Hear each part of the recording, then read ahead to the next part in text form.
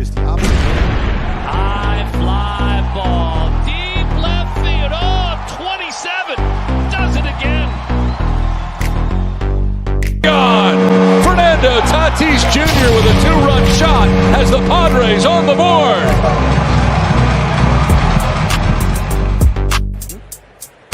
Ball and 2 strikes to Shohei here. Oh, got it, got it, got it! 33! Oh, wow. Where did that one go? That's his 11th.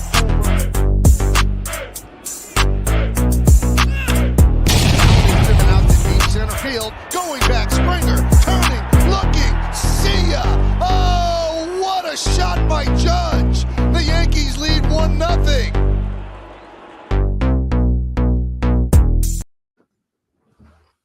Hey everybody, and welcome to our newest episode of Free Baseball. We got a lot to talk about today.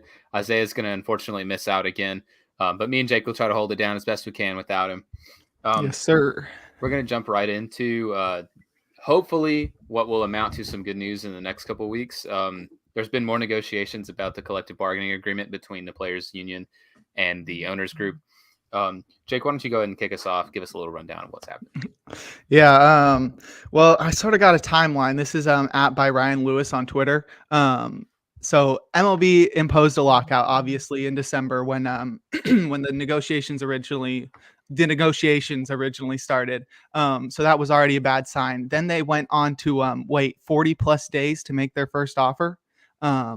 Then they set up an arbitrary deadline just a couple weeks ago when they were meeting for multiple days in a row in between our last two podcasts. And then they gave an impression that the deal was close that one night when everybody was up till 3 a.m. Eastern time trying to figure out whether or not a deal would be made at nighttime to raise everybody's hopes. But that was all false hope because then the MLB said, oops, not the MLB. MLB says said MLBPA's tone had changed and tried to put all the onus on the players via public perception to save opening day. And so from that timeline, we can see that MLB didn't have any hope of. I don't think they wanted to get a deal by that time, by the end of last week. So we've been in a deadlock for the last week. Especially yesterday, we had a lot of people talking about the negotiations being completely deadlocked. That the players came out with a new deal, and that the owners were not okay with it at all. They said that it went backwards, but I think that's a lie. I think the owners are just trying to keep the public perception against the players and stuff. But right now, I think the players are doing their best to try to get what they deserve. What do you think right now? I completely agree with that. It's been really frustrating as Major League Baseball. I've said it before. It feels like they just keep moving the goalposts. They waited forever to make their first offer, arbitrarily set a date before they're going to lock the players out. Then arbitrarily set a date that they're going to delay spring training, arbitrarily set a date that they're going to start canceling regular season games. It feels like every step, they just keep moving the goalposts to try to pin the blame on the players when the players are just trying to get what's fair and what's fair for future generations. I know several players have said that, Mike Trout being one, Max Scherzer being another, that they want to do this not only for themselves, but for the next generation of players that are coming up today. And there's been a lot of frustrating things too. I know a report came out in the last week that a lot of the owners were actually prepared to agree with the counteroffer from the players union and go along with it. And there were 4 teams that rejected the last proposal for being too generous to players, which is a little asinine. Those teams were the Cincinnati Reds, the Arizona Diamondbacks, the Detroit Tigers, and the Los Angeles Angels. Boo. Boo. Which I always thought was weird. It's a weird kind of combination of teams there. It's not like it's just the historically cheap teams like the Rays or the Athletics. The Angels consistently spend a lot in free agency. The Diamondbacks, not so much. The Reds are historically cheap. And the Tigers aggressively spend when they think it's necessary. They don't always, but they've shelled out for Javier Baez and Eduardo Rodriguez. I thought that was weird, and especially because of the reported number that they rejected the CBT for. The owners were prepared to offer the CBT that they wanted was 220 million as the cap for 2022, 23, and 24. It would move up to 24 and 25 and 230 into 2026. These four teams wanted a 214 million flat. They wanted it to stay that way, which is, I want to say, close or a little bit above the current CBT. I don't have that number directly, but it's such a really weird thing to stick on. And I know the players are obviously shooting for more than that. That's a different thing. They want the CBT for 2022 to start at 238 million. They want to put measures into place to prevent teams from tanking. And I think tanking is a very, very generous word too, in some of these situations, because a lot of these teams, like the one on your hat, I wouldn't even call them so much as tanking as they're just losing, and they're losing and they're turning a profit, so they have no incentive to actually try to compete. That's what it feels like. Teams like the Rockies and teams like the Orioles have absolutely no interest in actually trying to put a competitive team out on the field to play a game, because they know they'll make money, and it's a money-making venture to the owners first, and not a baseball team, which is frustrating. What do you think about it?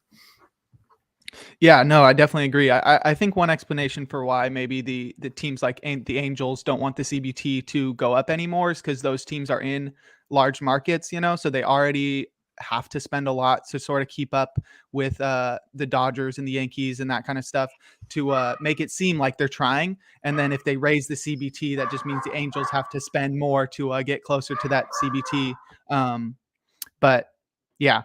I definitely think it's pretty goofy because the amount that the Players Association is asking for is like pennies on the dollar compared to what the revenue increases are. So MLBPA is basically asking for about like $5 million per team and a competitive balance tax that just even remotely tracks with league-wide revenues right now, and a minimum salary that tracks with inflation and stuff. And that's from @Sean Foreman on Twitter.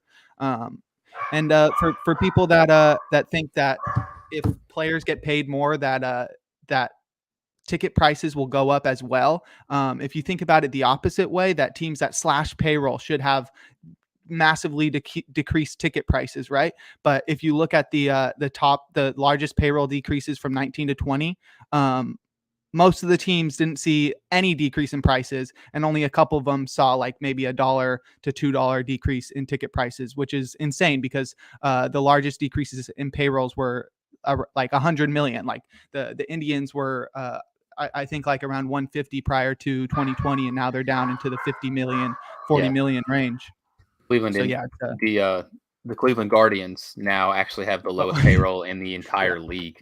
And I don't even think it was all that close. I think they had them beat by like 5 to 7 million. They're paying almost nobody, and they're paying who they have nothing. And their ticket prices just haven't gone down at all. So like anybody that's saying that if the players are getting paid more, then I'm going to have to pay more when I go to the park. That's not the case, because it's not the case when they spend less that you're paying less. They just know how much money they can charge you to get a massive profit no matter what.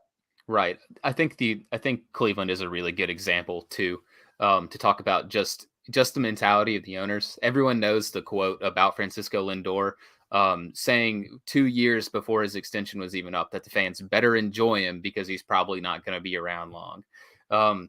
That's ridiculous.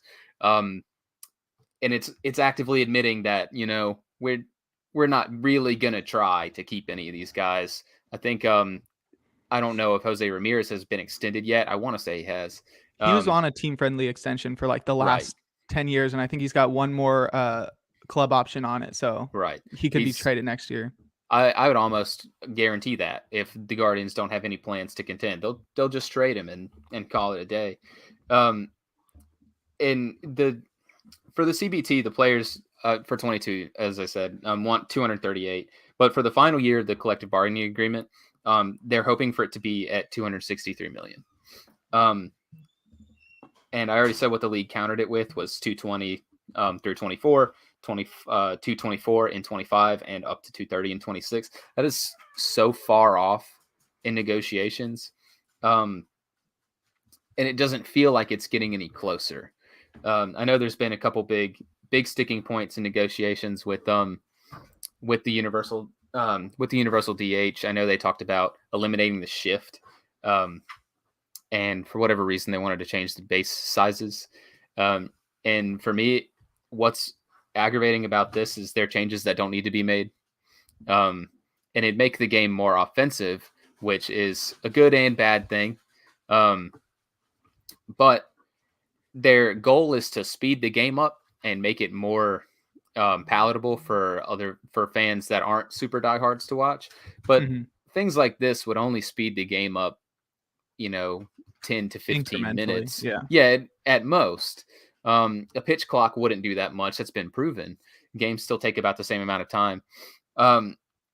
It's fans that are already into baseball are the ones that will stay into baseball. You're not gonna get any new fans by saying, "Oh, we got rid of the big spooky, the boogeyman, the shift." Like, you're just gonna help players that are pull hitters just hit more. That's it. Will Middlebrooks tweeted today that people that weren't interested in the sport when it was 3 hour and 10-minute games are not going to be interested in the sport when it's 2 hours and 55 minutes. Like, it's not a big change. Like, you're not going to be interested in the sport if it's 15 minutes shorter. Like, you'd have to cut it in half or something if you really wanted to make a huge difference in that category. Right. Another player, I'm not sure exactly which one it was, but another player came out and said, it doesn't really make a difference when you make changes like this, when you have a televised game and you're still going to add in between innings, you're still going to add a large ad break so that fans would have to sit through. You're still going to be watching a long product. And as a whole, a baseball game isn't all that much longer than, an NFL game. They both take on average a little over 3 hours. It's just the product that you put out needs to be exciting. And when you have teams like the Baltimore Orioles or teams that have absolutely no interest in competing, getting games on TV and just getting destroyed by another team, it sucks. No one wants to watch that. Absolutely no one wants to watch that. Definitely. I know you had a lot more things you wanted to say. I'll hand the floor back to you. Thanks. Yeah. So, I don't know. I have like a lot of quotes. Most of them are from Twitter. Obviously, Bernie Sanders sort of condemned the lockout right now. He said MLB owners are worth over $100 billion combined, and their team values have increased by more than $41 billion since they were bought. So, yeah, $100 billion. That's absolutely insane. Nobody should be siding with those people. They are the top tier of society, and they just want more and more money. Jason Hayward also came out with a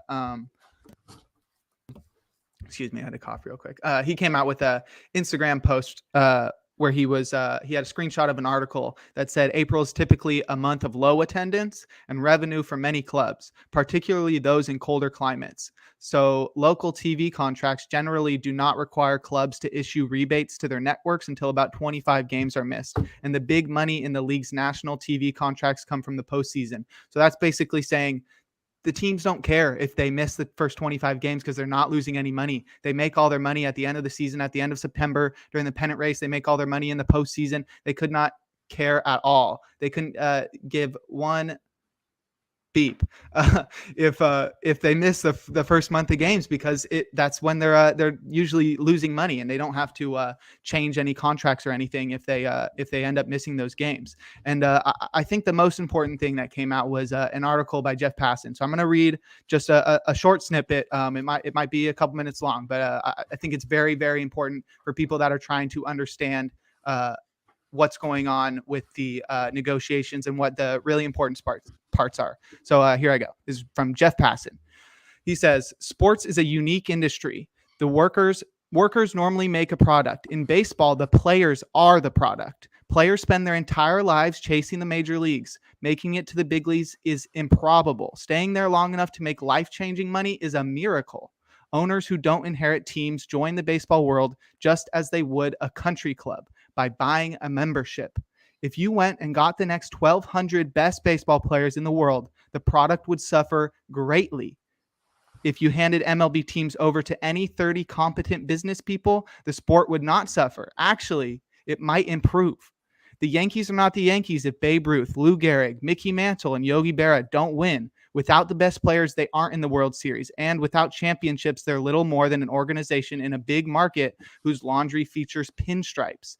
One would think, then, that a league would recognize that its profits exist because of Shohei Ohtani, Fernando Tatis Jr., Mike Trout, Juan Soto, Mookie Betts, Ronald Acuna, Vlad Guerrero Jr., and others, and would see players' concerns about the state of the game not as trivial or excessive or outrageous, but vital. The players are the game, was his summary of the whole thing. Without the players, there is nothing. Like, we don't need the owners. The owners have a lot of money, but that's just because they either grew up into their parents having a lot of money, or they found other ways to game capitalism and get a ton of money, and all they have to do is buy a team. The players work so hard, and very few of them end up becoming millionaires. So I think it's very important to realize that without the players, we have no game. People would not be watching baseball. You saw when the lockout, or it wasn't a lockout, during COVID in 2020, people still watched MPB and stuff, but there were so few people watching that.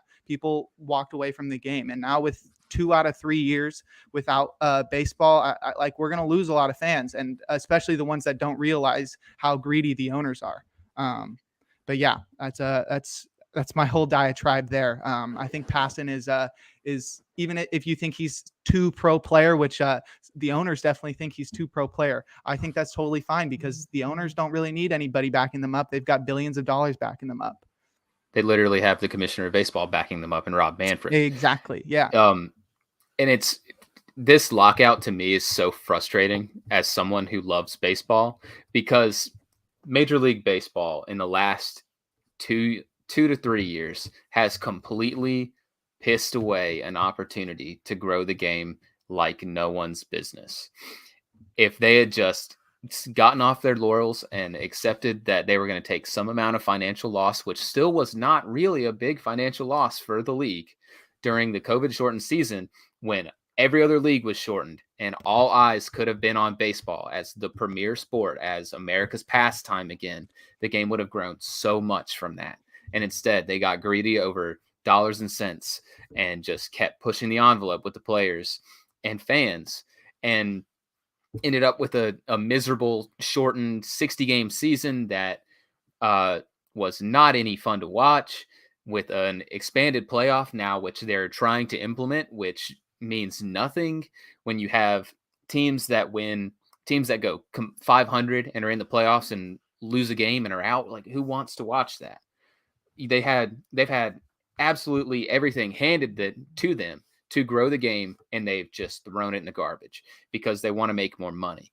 And I've got a tweet that I found from Michael Meyer, and he's posted a picture of a text that he got from an MLB agent on the lockout, and it says, it's a complete mess. The sad thing is all of this was easily avoidable. Had Manfred and the owners not started the lockout, they could have continued with free agent signings, the ML phase of the Rule 5 draft, arbitration hearings, players reporting to spring training, etc., and still be negotiating the entire time.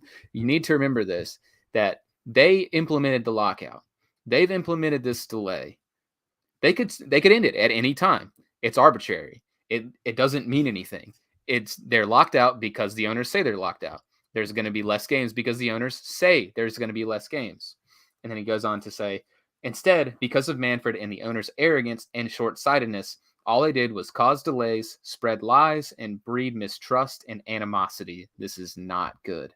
And that's exactly how the players feel. They feel betrayed, mistreated, and they should, because that's what they're That's what's been happening to them. But I know personally as a fan, and I'm sure you probably feel the same way. It feels the same way to me. I feel let down.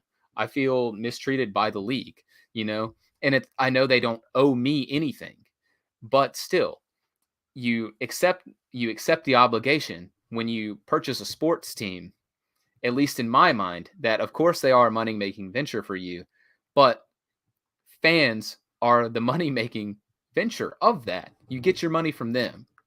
And like I said, they have just pissed away a golden opportunity in the last 3 years to make even more money by just catering to fans and getting baseball out on the field so people can actually watch it instead of negotiating at some random minor league field in Florida in a parking lot for 11 hours. Who cares? Ken Rosenthal in his article too said, MLB owners had every advantage. How dare Commissioner Rob Manfred and the baseball owners treat their players and their fans like this on the lockout? And that's exactly how it feels.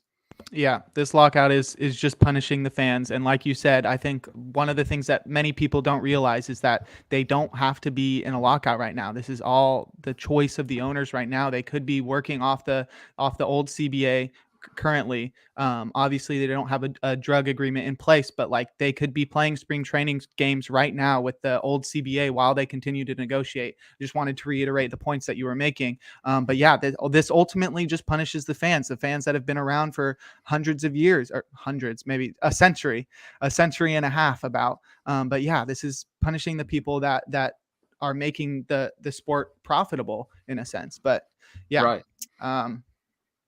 It's just pretty disappointing. It is. That's exactly how I feel. Disappointed, let down, and honestly just hurt. It's so bad to go through something like this. Not trying to make a meal out of it or anything. It's just, baseball is you're a baseball writer by career. Like, and a lot of these other guys, it's their livelihood. And for baseball fans, for a lot of them, it's their escape. It's what they look forward to. It's the summer. It's baseball. It's America. Baseball kind of coincides with America's history. It's a credible part of American history, and it's just, now it's a billionaire's plaything of, I got to squeeze a little bit more money out of this. The owners are going to make $15 billion. I want to make $15.2 billion. And that's all it is. For the billionaire owners, 'cause every single one of them, I've said it before, just based off the net worth that would be provided from owning their franchise alone would be worth $1.6 billion. Every single owner in Major League Baseball is a billionaire. They're fighting over nickels and dimes in them. Yeah. I think the funniest meme I saw was like a Simpsons meme. I haven't watched a lot of Simpsons, but it's Homer's talking to some guy and he's just like, hey, like you're like the richest person I know. You're even richer than this guy. And he goes, well, I traded all just for a little bit more. It's just, that's exactly where the owners are at, where it's just like, oh, I have billions and billions of dollars and I have a whole baseball team, but I'll trade it all just to have just a little bit more money. And it's just that greed is what's keeping the game from existing right now. But yeah, I feel like we could talk about this all day, all night for weeks straight until the season starts. So we better keep it moving. The other thing that we were going to talk about today, obviously we're going to have to make a little bit more time out of it, as Isaiah is not going to be here. But we're going to talk about players that we have pegged for a big bounce back in 2022 after having a poor 2021 season. Today we're going to focus mostly on hitters, and we'll see where we're at for time. But I'll let you go ahead and have the floor. Who's your hitter bounce back? All right. Yeah. Well, as a Bay Area sports fan, I got to go with my boy, Matt Chapman. He obviously won a Gold Glove last year, but he was a great hitter. Despite people knowing him more for his glove, his platinum glove level defense over there at the hot corner. But he really struggled last year. In 2021, he batted .210, .314, .403. That's his triple slash. That comes out to a .717 OPS. Not too horrible with a 101 WRC plus, so he's right around league average. But Matt Chapman was a star player before he really fell down a hill last season. Is his strikeout percentage jumped all the way to 32.5%. So that's like about what Tyler O'Neill was doing last year, just striking out so much. He was still worth 3.4 WAR in 151 games and 622 plate appearances. So he was still more than a worthwhile player, but that's because of his incredible defense. He paired that with 27 home runs and 3 steals, but that's nothing compared to what he did from 2018 to 19. I'm not going to count 20 into these breakdowns because it's such a small sample size. There's so much weird stuff going on. We might see that again in 2022. But so from 2018 to 19, his average line was 263, 348, 507. It's his triple slash. And that came with 101 runs, 30 homers, and 79 RBI with a 132 WRC plus. So his WRC plus went down 30 points down to a league average last year, and he was only striking out 22.8% of the time. So his K percentage jumped 10% from his best seasons in 18 and 19. But I think this can be explained by something that maybe many people didn't notice, because he did play 151 games last year. You wouldn't think like, oh, he's dealing with an injury, he's struggling, but he missed half of 2020 with after getting surgery to repair a torn hip labrum. That sounds incredibly painful. And if you don't know, when you're swinging a bat, it's all in the hips. It's all in the hips. And if your hips aren't there to, they're the base. If your hips aren't there to propel that swing, you're obviously not going to be getting a lot behind the swing. And I think that can be seen in some of his batted ball metrics. From 2018 to 19, he made contact on 78.4% of his swings. Very solid. 80% is pretty solid. I think league average is probably around 75, 72 or something like that. And his zone contact percentage was 84.8%. And he only swung and missed 9% of the time. But as we go and we look at 2021, his contact percentage fell all the way to 70.4%. That's an 8% drop. That's huge.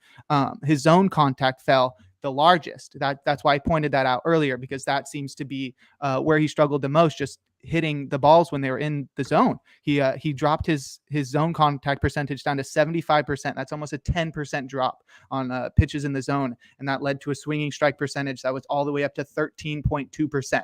Now, if I was a pitcher, I'd want a 13.2% swinging strike rate, but as a batter, that's just absolutely horrible. There were some mixed messages coming from his StatCast metrics as well. He had a career high 13.7% barrel rate, which is really, really good. 8% is around league average. So when you're getting up to 13, that's really good. But it also came with his hard hit percentage dropping 6% from 47 to 41%. So you want to be around 40% for hard hit percentage. But obviously he was elite from 2018 to 19, and then he fell down to 41%. So it's sort of hard to tell, like, hey, like he's barreling the ball up more than he ever has, but he's also on the rest of his hits, he's got a small proportion of hits going into that medium percentage or soft contact percentage. But yeah, I think he can have a huge bounce back next year, because he'll be one more year removed from that hip surgery, which obviously he was probably playing through a lot of pain in 2021, which held him back. But he wanted to play through it because he's a team player, you know.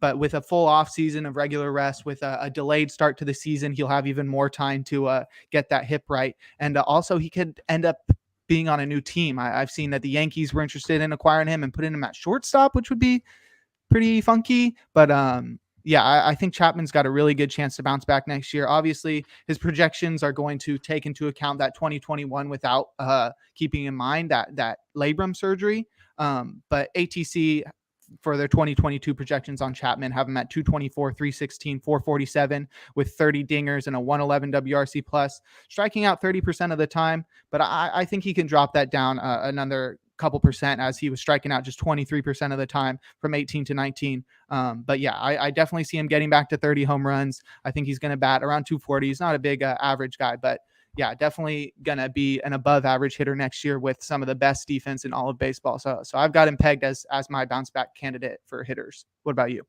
Or what do you think about Matt Chapman? I like Matt Chapman. I really agree with what you've said.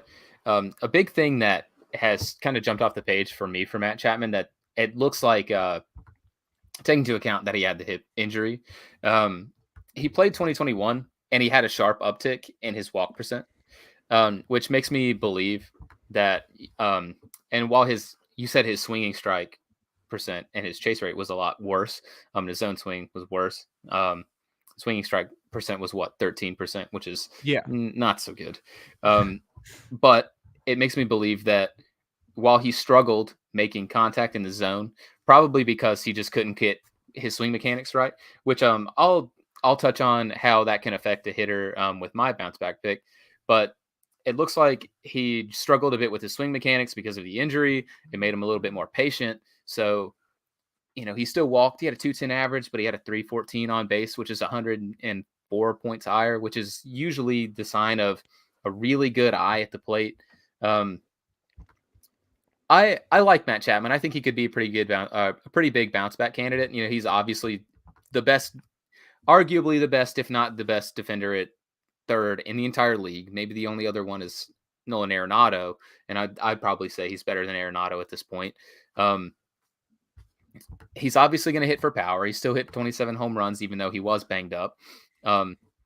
Most likely, judging on how the Athletics are run, probably won't be in Oakland. We'll see.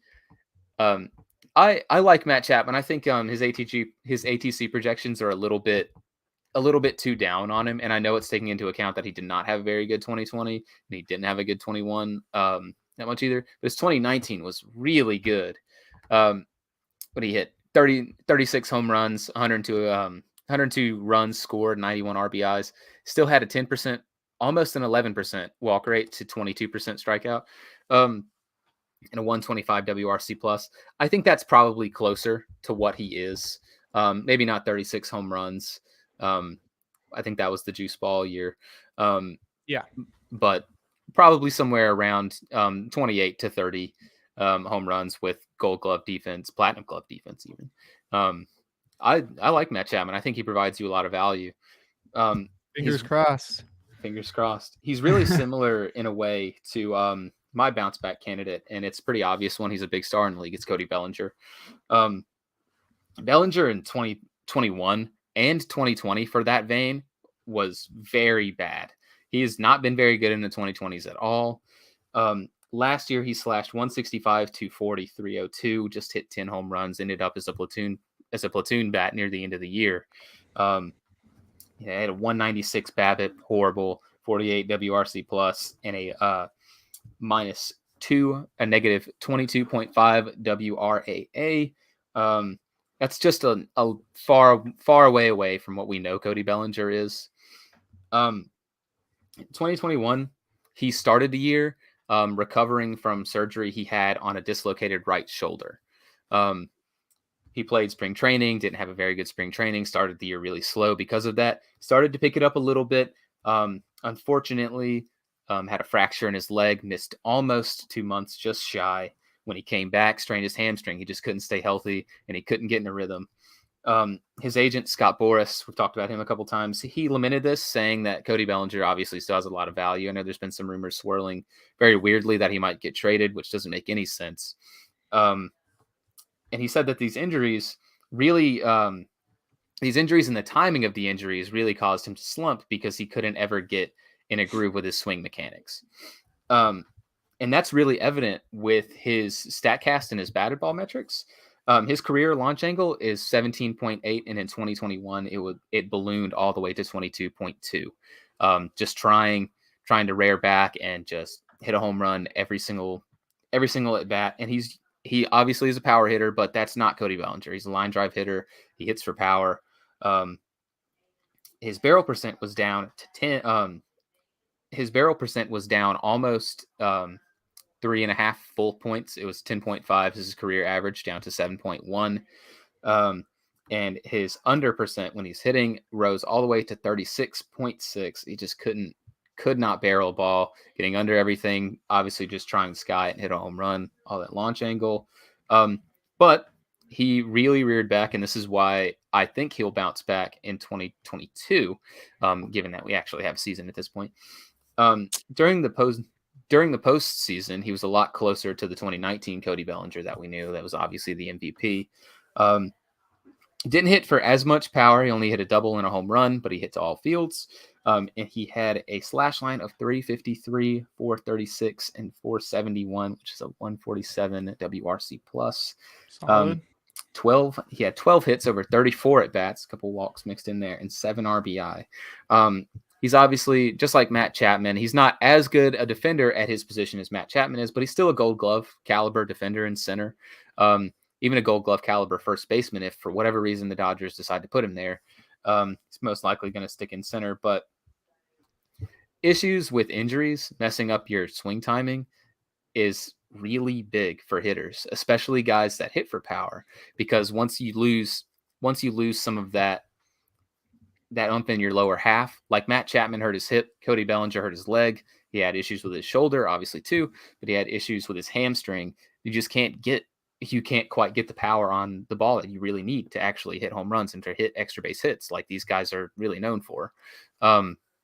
They're both middle of the lineup bats that just didn't really get to produce that way because they were banged up. And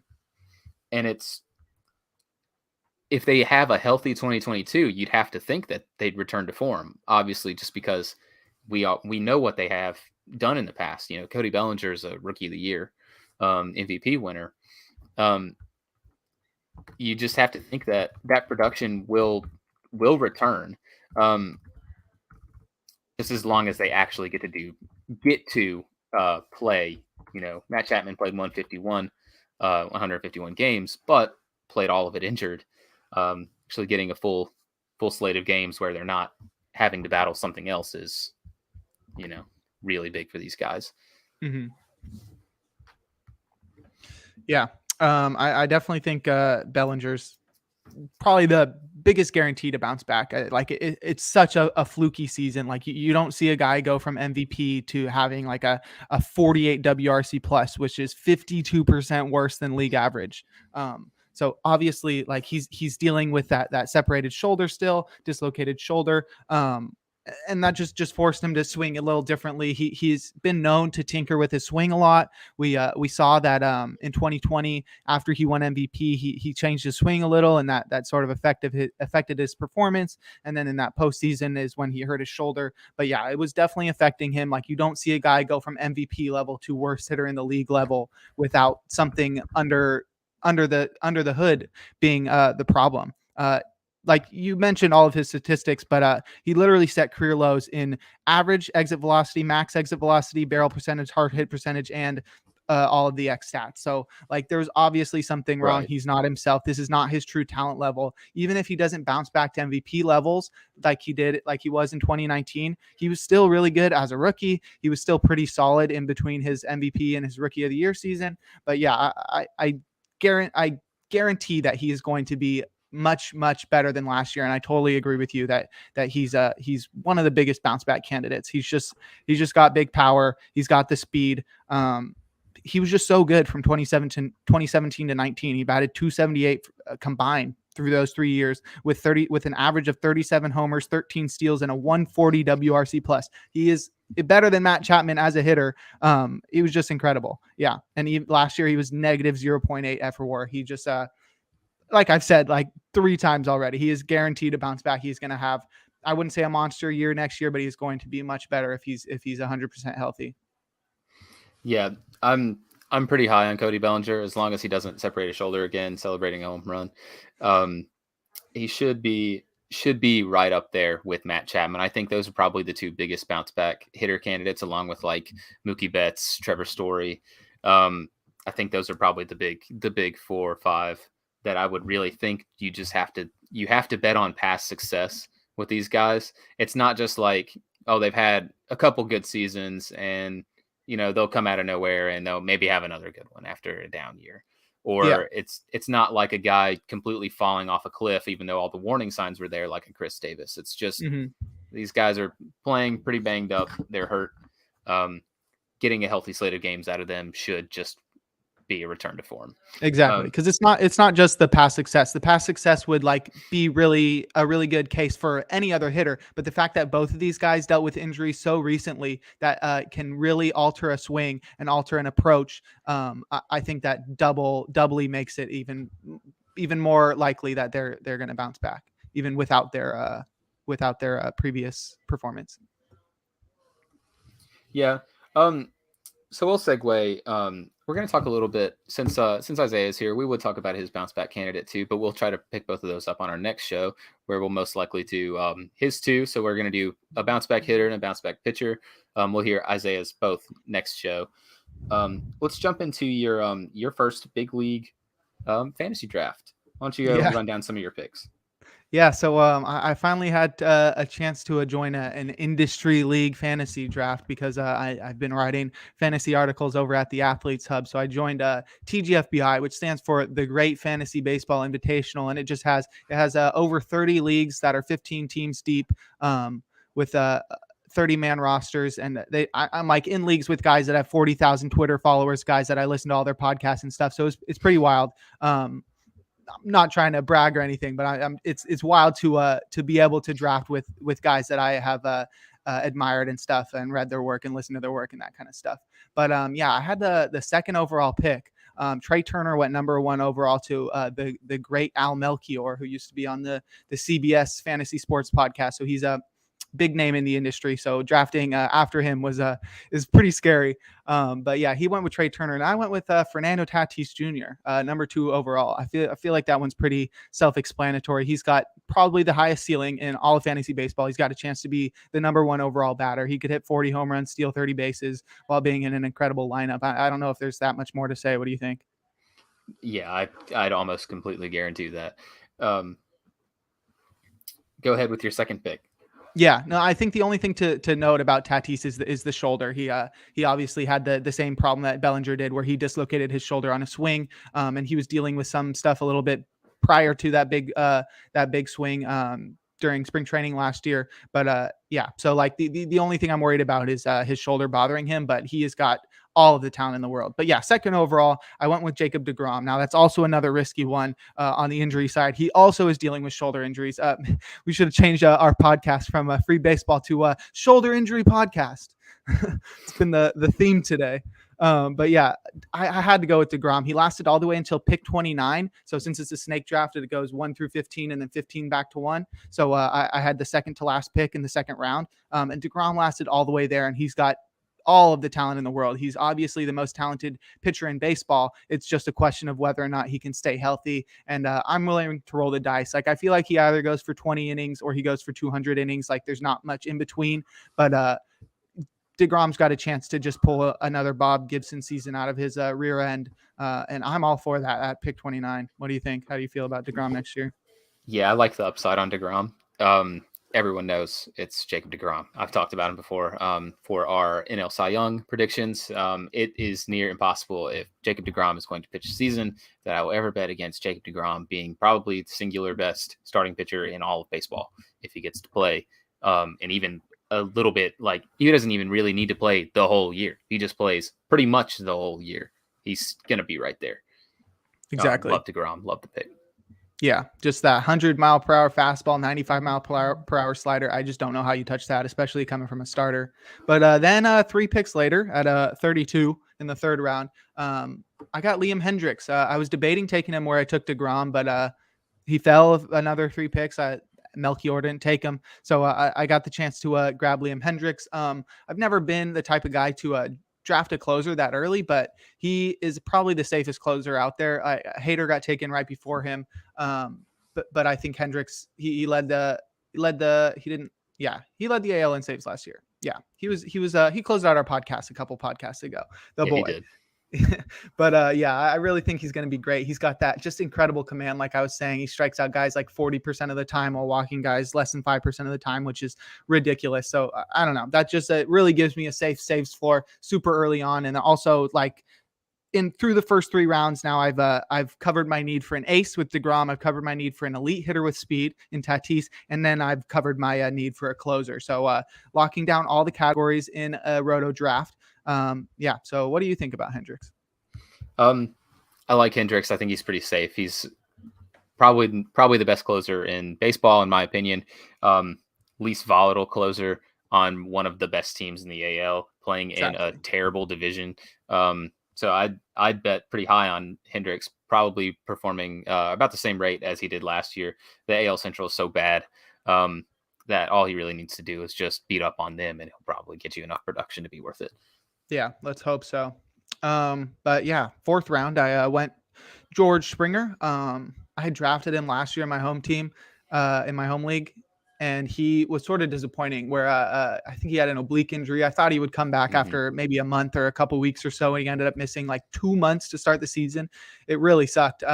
But when he came back, like he's in one of the best offenses in all of baseball, especially if the Blue Jays can replace Semien with somebody like Chris Bryant, like I predicted in our free agent predictions article. Go check that out on athletesub.org. But yeah, I think Springer, if he can stay healthy for a whole season, which he really hasn't done recently, I've really got a lot of volatility here in my first 3 out of my first 4 picks, especially when you want to be getting safety. But since there's an overall component to these leagues where I'm not just up against the guys in my 15 team league, I'm up against all the 450 plus people in all of the leagues. I need the guys that have the high upside, and Springer really brings that. He's going to be leading off for the Blue Jays, and he could be a 30 plus homer guy and just score so many runs. Yeah, I really like Springer. I like this pick a lot. He's, like you said, he struggled to start the year because he was hurt, didn't really get to play, but he ended up playing 78 games. He hit 79 hits and he hit 22 home runs for a 264 average. He was just really good when he got to play. It's just getting him to play. I know we talked about that so much with Matt Chapman and Cody Bellinger, but George Springer, you talked about him being a little volatile injury-wise. He didn't play all that much last year, but he played 51 games in the shortened season, 60 games. And in the season before that, he played like 130, which is probably still good enough. I like George Springer.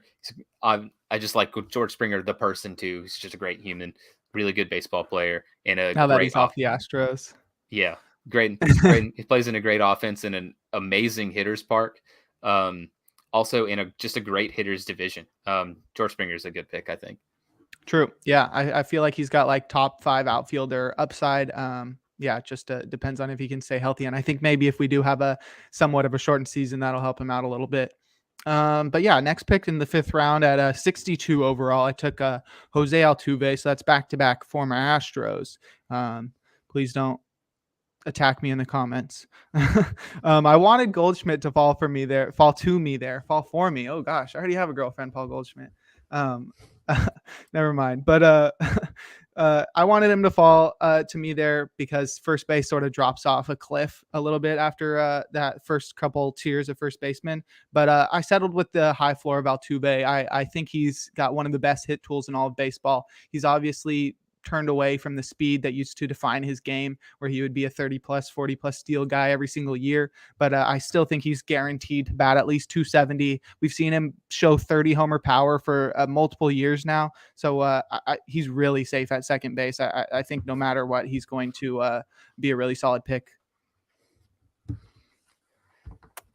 Yeah. As much as I want to not like Altuve, the production is very clearly there. He's just still a great player. And still what I think is going to be a great Houston lineup. I have them pegged. If you didn't read our free agent predictions article, which maybe we'll talk about sometime in the future. I think Trevor Story will end up signing with the Houston Astros, or I think they'll get another big name free agent signing. They obviously lose Carlos Correa, but they're going to pick someone else up. And it's no doubt in my mind. He plays in a great lineup with a lot of lineup protection. He does it all too. Hits for power, hits for average. Just a great player. Yeah. All he's got to do is pull the ball into those Crawford boxes and it's a homer every time. But yeah, next I picked JD Martinez, Just Dingers Martinez at round 6, pick 89. Not too much to say about him. He obviously had a down 2020, but I bought back into him last year. Like I knew he had to bounce back. He's been one of the most consistent hitters for the last 4 years. That's including last year and not including 2020. He just provides average and power, really solid. And I just love that he already has outfield eligibility. I don't have to worry about him getting into the outfield. Even if he doesn't play a single game in the outfield next year, he will be in my outfield on my fantasy team. And I just think he's also a really safe pick. And that really helps after I have that volatility for those first few picks. Oh, yeah. One of Jared Carrabis's favorite players, JD Martinez. he's just, I mean, he's not called just Dingers Martinez for a reason. He hits home runs. He plays in, like I said, same thing for George Springer. He plays in a great hitters division. He's going to hit 1 million home runs. He's going to do nothing else but hit 1 million home runs, but that's all you really need from him. Yeah, he's a good pick too. All right. My next one, round 7, pick 92. So right before 100, we got Charlie Morton, the boy. Charlie Morton is elite. I'm just going to reiterate that. If you haven't been on my Twitter, I think it's been reiterated a lot. There's obvious risks surrounding the broken leg he sustained during the World Series last year. And he's obviously, I think he's 38 years old, 37. He's pretty old for a pitcher. But this late in the draft, there's no pitchers with his combination of floor and ceiling. I think if he stays healthy, he's not going to be horrible. He's going to be either really solid or amazing like he's been for the last few years ever since he went to the Astros. He's got great strikeout numbers. He's got the ability to go deep into the games. He's got great run support being on the Braves, and that gives him a lot of win opportunities. One stat that I posted on my Twitter, I'll go through this one real quick. Only 15 qualified starters in 21 had a ground ball percentage that was above 45%, and only 16 qualified starters in 2021 had a strikeout minus walk percentage that was greater than 20%, and only 3 did both. And that was Corbin Burns, who's at 48.8% ground ball percentage and a 30.4% strikeout to walk. He was incredible. Then you got Zach Wheeler, 49.8% ground ball and a 23.7% strikeout minus walk. And then you got Charlie Morton. So you got Charlie Morton's, Zach Wheeler, and Corbin Burns. That's a pretty good company to be in for a pitcher who's forcing ground balls and striking guys out while showing really good control ability to limit walks. Yeah, I'm a big Morton fan. Charlie Morton is definitely elite. Looking ever since he joined the Astros, he's just been consistent, and he's, apart from the shortened 2020 season, which you can't really put into like any account into, he had almost a 5 ERA, but if you have one even remotely bad start in that year, it blows your ERA up. He even his peripheral numbers in 2021, he slightly underperformed. So he should be even better in 2022 if things continue that way. Charlie Morton this late, I know he's old and I know there's some volatility because he got hurt. But I mean, he's just really good. And, you know, history for the last 5 years state, he's going to continue being really good. Let's hope so.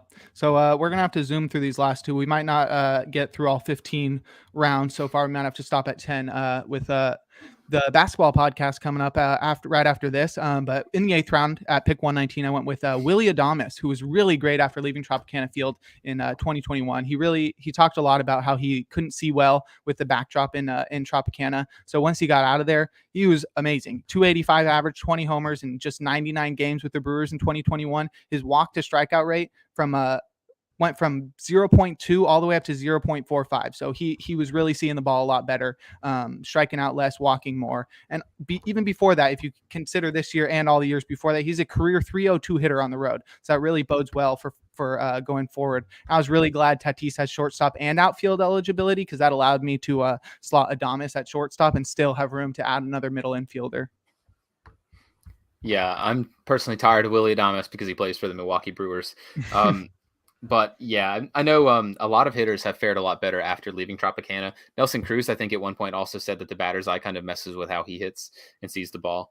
Willy Adames, he seems like a really good floor player. One of the big producers in a Brewers lineup that desperately needs Christian Yelich to return to form. If Christian Yelich can return to even remotely what he used to be, he just has so much lineup protection too that they're going to have to pitch to Willy Adames. I really like this pick. I think it's a really good floor pick with a lot of upside, depending on how the Brewers lineup fares this year. Okay. Go ahead and check out Jake's Twitter. He's still picking, as far as I know, for this draft and posting all of his picks. I believe his last pick was 2 days ago. Is that right, Lane Thomas? I can't hear you if you're talking, but sorry. Yeah, no, that was just my last tweet about it. I've been making a couple picks every single day. It's a really, really slow draft. Okay, but Jake's posting about all of his picks incrementally on his Twitter account. You can follow along with his draft if you so wish at Jake Crumpler. But we're about out of time, so let's bring in the closer. Take it away, Jake. Yes, sir. So today we got Mark Bellanson to come in and shut down this podcast, this extra innings free baseball podcast. Our closer is Mark Bellanson today. He's had a 13-year career. He's still pitching from 2009 to 2021. He started out with the Yankees, went to the Astros, Red Sox, and then his career really took off with the Pirates, Nationals, Giants, Braves, Padres, and D-backs. That's a lot of teams to play for in 13 years, but that's the life for a relief pitcher these days. He really struggled to find a home in New York and Boston, but was a closer for Houston in 2011, which I didn't really recall at all. But his career really took off in Pittsburgh, like I said.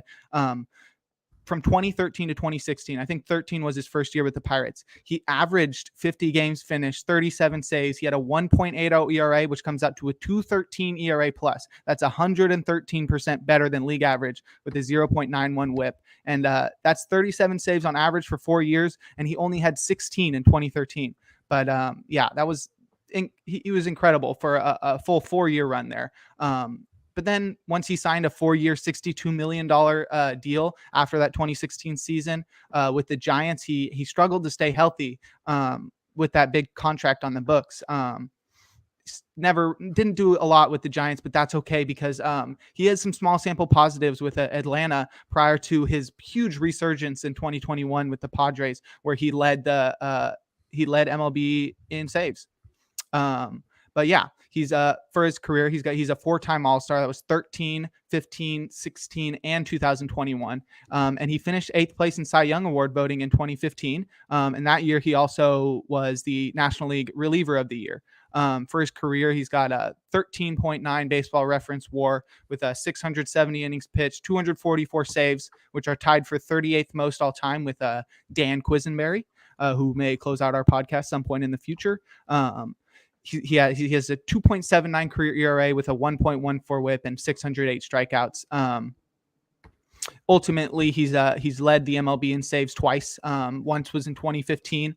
He had 51 for the Pirates, and then last year he led the MLB with 39 for the Padres. But yeah, Bellanson is here to shut down the podcast, get a couple ground balls and maybe strike out the final batter on 3 pitches. But he's here to shut down this extra innings podcast and send us home happy. That's right. Led the league in saves last year with the Padres. Now he gets to go terrorize them because he just signed with the Diamondbacks right before the lockout started. Sir. So we'll probably see him again someday soon. Well, that's all we've got for today, guys. Join us 2 weeks from now where we'll go over more bounce back picks. We'll have Isaiah back and we'll hopefully talk about the end to the lockout. See ya. See you guys.